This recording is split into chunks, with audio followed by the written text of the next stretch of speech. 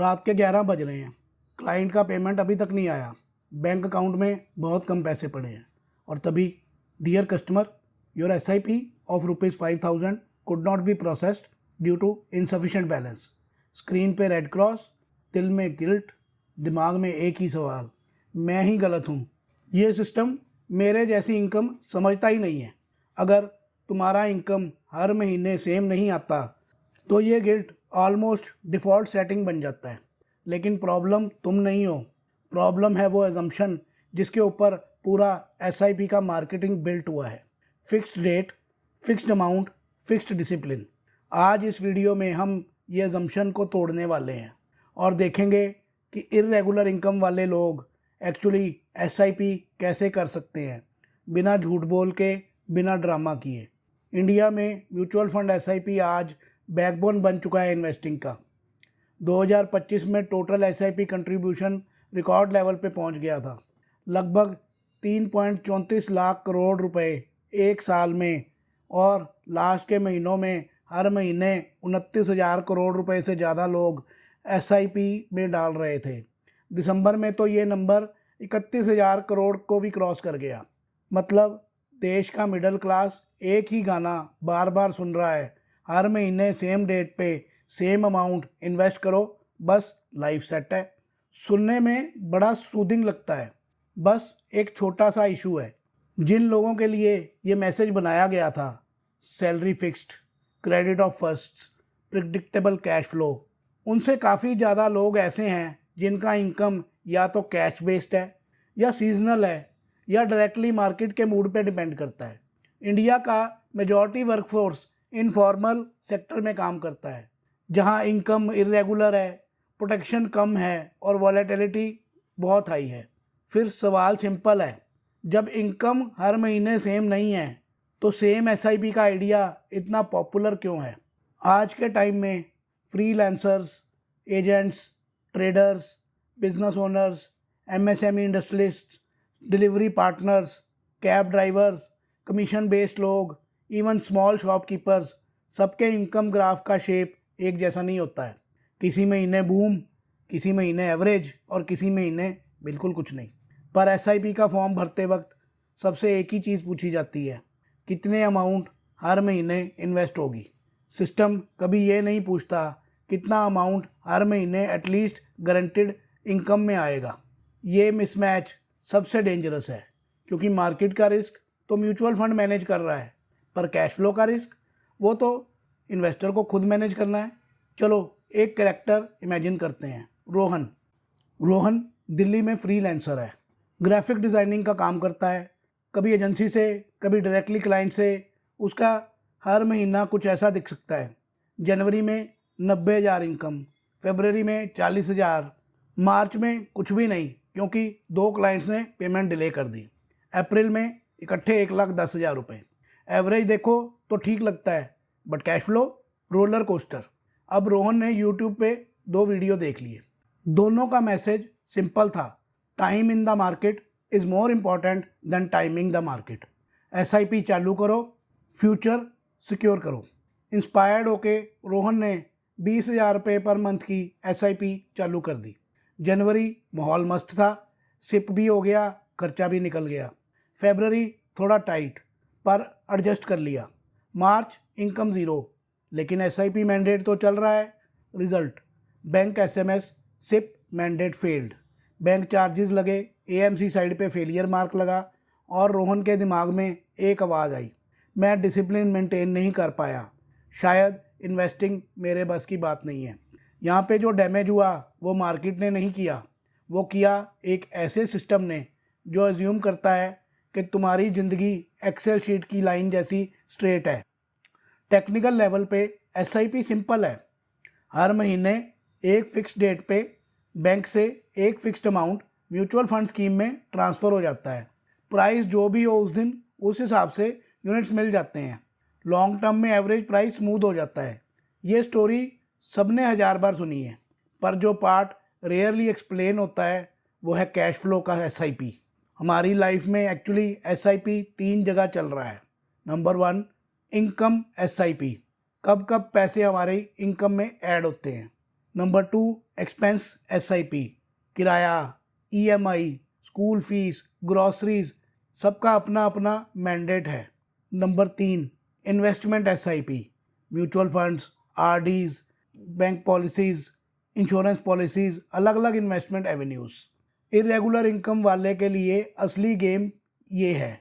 ये तीसरा एसआईपी तभी सेफ है जब पहले 2 एसआईपी इनकम और एक्सपेंसेस की वॉलेटिलिटी के बीच हमारा सर्वाइवल बफर डिस्टर्ब ना हो। रोहन का ही एग्जांपल देखते हैं। उसका एनुअल इनकम मान लो 6 लाख रुपए है, मतलब मंथली एवरेज 50,000 रुपये आई। उसने एसआईपी डिसाइड किया 20,000 रुपये। पेपर पे 40% सेविंग रेशो बहुत बढ़िया लग रहा है, लेकिन ग्राउंड रियलिटी में क्या हो रहा है? लो इनकम मंथ में जैसे फरवरी का 40,000 रुपये, रोहन का किराया 15,000 रुपये, बेसिक्स एक्सपेंस 15,000 रुपये, एसआईपी 20,000 रुपये, टोटल रिक्वायरमेंट 50,000 रुपये हो गई, लेकिन इनकम तो आई थी 40,000। मिसिंग 10,000 या तो क्रेडिट कार्ड से आएगा या किसी एक्स्ट्रा पेमेंट का वेट करेगा या एसआईपी बाउंस होगी। और जब मार्च जैसा 0 इनकम मंथ आता है तो पूरा मॉडल कोलैप्स। यहाँ म्यूचुअल फंड का रिस्क नहीं, रॉन्ग एसआईपी डिज़ाइन का रिस्क दिख रहा है। आयरनी ये है कि कंपाउंडिंग की स्टोरी लोगों को दिखाई जाती है 20 साल के ग्राफ के साथ, पर जिस बंदे का ईएमआई, किराया और क्लाइंट पेमेंट ही 30 दिन पे फिक्स नहीं है, उसको बोला जाता है तुम तो परफेक्ट हो फिक्स्ड एसआईपी के लिए। इस सब के बीच एक दूसरी स्टोरी पैरेलल चल रही है। इंडस्ट्री साइड से SIP numbers all time height पे पहुंच गए हैं। 2025 में ही मंथली एसआईपी इनफ्लोज 29,000 करोड़ के ऊपर रहे और दिसंबर में नया रिकॉर्ड बना। एएमएफआई के डाटा के हिसाब से म्यूचुअल फंड एयूएम लगभग 80 लाख करोड़ रुपए तक पहुंच गया है, जिसमें से एक बड़ा चंक एसआईपी अमाउंट का है। ये एएमफी का डाटा है। तो नैरेटिव ये बन गया, इंडिया एसआईपी से इन्वेस्ट कर रहा है, हर कोई डिसिप्लिन्ड हो रहा है।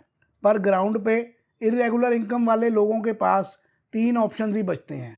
1, हाई एसआईपी रखें, रेगुलरली बाउंस होने दें, गिल्ट टॉलरेट करें। नंबर 2, एसआईपी चालू ही मत करें क्योंकि मेरे इनकम स्टेबल नहीं है, ये सोच के बैठे रहें। या फिर सिस्टम को अपने हिसाब से रिवर्स इंजीनियर करें। हम तीसरे ऑप्शन पे आते हैं। सबसे पहला रूल, एसआईपी अमाउंट कभी भी एवरेज इनकम से मत सेट करो।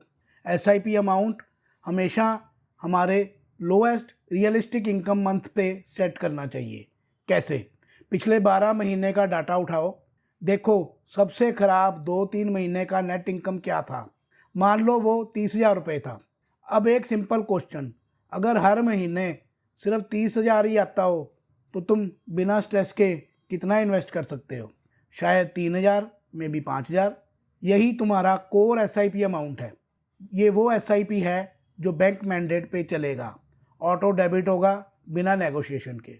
इसको तुम्हारा रॉक बॉटम मान लो।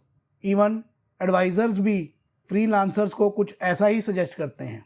Minimum possible monthly amount choose करो जो लीन मंथ्स में भी मैनेजेबल हो, और बाकी सरप्लस मंथ्स में एक्स्ट्रा लमसम या टॉप अप से इन्वेस्ट करो। इसके बाद गेम शुरू होता है वेरिएबल एसआईपी का। हर हाई इनकम मंथ के एंड में एक सिंपल रिचुअल फॉलो करो। अकाउंट बैलेंस चेक करो, किराया, ईएमआई, नेक्स्ट मंथ के बेसिक एक्सपेंसेस साइड पे रखो। इमरजेंसी फंड को डिस्टर्ब मत करो। जो भी सरप्लस बचता है उसका एक फिक्स्ड परसेंटेज डिसाइड कर लो। मान लो 30% कर लिया और उसे मैनुअल लमसम म्यूचुअल फंड में इन्वेस्ट कर दो। कुछ प्लेटफॉर्म्स और एएमसीज ने तो फ्लेक्सिबल एसआईपी प्रोडक्ट्स भी लॉन्च किए हैं, जहां सिप अमाउंट बढ़ा या घटा या कभी कभी सिप स्किप भी कर सकते हैं लाइफ सिचुएशन के हिसाब से। स्पेशली इरेगुलर इनकम वालों के लिए डिज़ाइन किए गए फीचर्स के साथ। ये थोड़ा मैनुअल लग सकता है, पर इसमें एक हिडन एडवांटेज है। तुम अपने कैश फ्लो के साथ इमोशनली ऑनेस्ट रहोगे। तुम अपने आप से झूठ नहीं बोलोगे कि हाँ 20,000 तक महीने निकल ही जाएगा। सच बताओ, जब बैंक एसएमएस आता है your SIP of ₹10,000 has been successfully processed और तुम्हारे अकाउंट देखते हो जिसमें 10,542 रुपये बचे हैं, दिल में एक अजीब मिक्स फीलिंग आता है ना। एक तरफ प्राइड, वाओ डिसिप्लिन, दूसरी तरफ डर, अगर कल क्लाइंट पेमेंट डिले हुआ तो ये वो इनविंसिबल टेंशन है जो इरेगुलर इनकम वाले इन्वेस्टर को सबसे ज़्यादा थका देता है। और जब ये टेंशन पीक पे पहुंच जाती है तो लोग इन्वेस्टिंग से ब्रेक ले लेते हैं। कंपाउंडिंग को मार्केट नहीं, कैश फ्लो की एंग्जाइटी तोड़ देती है। अब एक अनकंफर्टेबल ट्रुथ, बहुत सारे कंटेंट पीसीज ये मैसेज पुश करते हैं, एक भी सिप मिस हुआ तो फ्यूचर का कॉर्पस कोलैप्स हो जाएगा।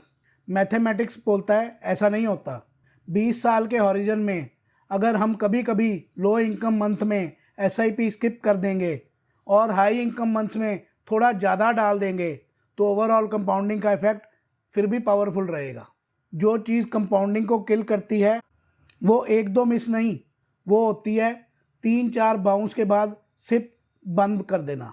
एक्चुअली आजकल AMCs खुद ही 3 बाउंस के बाद बंद कर देती हैं। इसलिए एम ये नहीं है कि कभी भी मिस मत करना। एम ये है कि ऐसा डिज़ाइन ही मत करो जहां मिस होना गारंटेड हो। अगर तुम सोचते हो तो पूरा ट्रेडिशनल फाइनेंशियल सिस्टम एक स्पेसिफिक आदमी के लिए डिज़ाइन हुआ था, fixed salary, fixed increment, fixed retirement age. But India का रियलिटी तो कुछ और है। काफ़ी लार्ज शेयर वर्कफोर्स का ऐसा है जो इनफॉर्मल या अनस्टेबल एम्प्लॉयमेंट में है, जहां इनकम पैटर्न प्रेडिक्टेबल ही नहीं है और इकोनॉमिक शॉक्स का इम्पैक्ट और भी ज़्यादा होता है। फिर भी हमारी प्रोडक्ट्स, चाहे वो EMI हो या SIP, दोनों हमसे एक ही सवाल पूछते हैं, हर महीने कितना फिक्स्ड कमिट कर सकते हो। शायद इसीलिए इतने लोग इन्वेस्टिंग को स्ट्रेस के साथ एसोसिएट करते हैं, ना कि फ्रीडम के साथ। उनके लिए SIP एक जेंटल टूल नहीं है, एक रिजिड ऑर्डर बन जाता है जिससे वो भागते हैं। तो अगर तुम्हारा इनकम हर महीने सेम नहीं आता, प्रैक्टिकल ब्लूप्रिंट कुछ ऐसा हो सकता है। पहले 6 से 12 महीने का इमरजेंसी फंड बनाओ जिससे लीन मंथ्स में बेसिक लाइफ डिस्टर्ब ना हो। पिछले 1 साल का इनकम देख के अपना वर्स्ट मंथ आइडेंटिफाई करो और उसके हिसाब से एक छोटा, almost insultingly small core SIP amount decide करो। बट उस पे इंसल्ट फील मत करो। हाई इनकम मंथ्स को सेलिब्रेट करने के लिए लाइफस्टाइल अपग्रेड मत करो, बल्कि उनको टॉप अप अपॉर्चुनिटी बनाओ, मैनुअल लमसम या फ्लेक्सी SIP एडजस्टमेंट से। और सबसे इम्पॉर्टेंट, अपने आप को डिसिप्लिन दिखाने के लिए ऐसे सिप अमाउंट मत सेट करो जो तुम खुद जानते हो कि सस्टेनेबल नहीं है। इंडस्ट्री साइड से SIP नंबर्स रिकॉर्ड हाई दिख रहे होंगे, AMFI रिपोर्ट्स में ग्राफ्स ऊपर जा रहे होंगे, पर तुम्हारी पर्सनल फाइनेंस की KRA ये नहीं है कि इंडिया के सिर्फ स्टैटिक्स में कंट्रीब्यूशन दिखाना है। तुम्हारा KRA सिंपल है, तुम सर्वाइव भी करो और इन्वेस्ट भी, दोनों साथ साथ। आज तक SIP का टैगलाइन हमने एक्सेप्ट किया, हर महीने सेम अमाउंट इन्वेस्ट करो चाहे कुछ भी हो जाए। शायद आज से सवाल थोड़ा उल्टा होना चाहिए, जब हमारा इनकम ही फ्लेक्सिबल है तो क्या हमारी SIP स्ट्रक्चर भी फ्लेक्सिबल नहीं होनी चाहिए? सिस्टम अभी भी फिक्स्ड वर्ल्ड के रूल्स पे चल रहा है। MSME economy, freelancers, agents, business owners, small shopkeepers सब अपने रिस्क को एडजस्ट कर रहे हैं। तो असली सवाल ये है, अगला फाइनेंशियल प्रोडक्ट का रेवोल्यूशन क्या होगा? नए एड्स जो तुम्हें और ज़्यादा फिक्स्ड बनाने को बोलेंगे, या ऐसे टूल्स जो फाइनली मान लेंगे कि ज़िंदगी और इनकम दोनों स्ट्रेट लाइन नहीं बल्कि जिगजैग ग्राफ है? और जब तक वो रेवोल्यूशन ऑफिशियली नहीं आता, तुम अपने सिप को अपनी ज़िंदगी के ग्राफ के हिसाब से डिज़ाइन करने के लिए तैयार हो, या अभी तक बैंक के SMS का वेट कर रहे हो जो तुम्हें बताएगा कि डिसिप्लिन सक्सेसफुल था या गिल्ट ड्यू है? अगर आपकी इनकम इरेगुलर है तो इन्वेस्टिंग स्ट्रेटेजी भी फ्लेक्सिबल होनी चाहिए। मैं हूं सौरभ सोली मेहता और आप देख रहे हो वेल्थराइज इन्वेस्टमेंट्स। ऐसे प्रैक्टिकल फाइनेंस इनसाइट्स के लिए चैनल को सब्सक्राइब जरूर करो और वीडियो को लाइक करके शेयर जरूर करो।